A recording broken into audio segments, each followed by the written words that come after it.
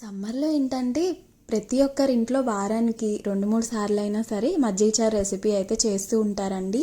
మజ్జిగ చారు తీసుకోవడం వల్ల బాడీకి చలవ చేస్తుంది. చేసుకోవడం కూడా చాలా సింపుల్, జస్ట్ 5 మినిట్స్లో అయిపోతుందండి. మరి అది ఎలా ప్రిపేర్ చేసుకోవాలో చూసేద్దామా?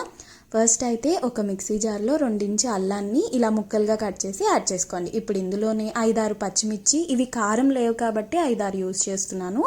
ఇందులోనే కొద్దిగా కరివేపాకు, కొంచెం జీలకర్ర వేసి కచ్చా పచ్చాగా పేస్ట్ చేసుకొని పక్కన పెట్టేసుకోండి. ఇప్పుడు ఒక బౌల్లో 500 ml కర్డ్ వేసుకోవాలి. నేనైతే ప్యాకెట్ కర్డ్ యూజ్ చేస్తున్నాను. ఇందులోనే మీ రుచికి సరిపడా సాల్ట్ వేసి మంచిగా బీట్ చేసుకోవాలి. ఒకసారి అలా మిక్స్ చేసుకున్నాక కొద్దిగా వాటర్ యాడ్ చేసి పక్కన పెట్టేసేయండి. ఇప్పుడు స్టవ్ మీద ఒక కడాయి పెట్టి అందులో 3 టేబుల్ స్పూన్స్ గీ యాడ్ చేసుకోవాలి. అలాగే 1 టేబుల్ స్పూన్ ఆయిల్. గీ యాడ్ చేస్తేనే బాగుంటుంది మజ్జిగ చారు. ఇది టిప్ అండి, గుర్తుపెట్టుకోండి. ఇప్పుడు ఇందులోనే ఆవాలు, మినప్పప్పు, ఎండుమిర్చి వేసి ఫ్రై చేసుకోవాలి. తర్వాత ఒక ఆనియన్ని ఇలాగా పొడవుగా కట్ చేసుకొని యాడ్ చేసుకోవాలి. మా ఇంట్లో ఏంటంటే ఆనియన్స్ ఎక్కువ తింటారండి, అందుకే నేను 2 ఆనియన్స్ని వేసుకున్నాను.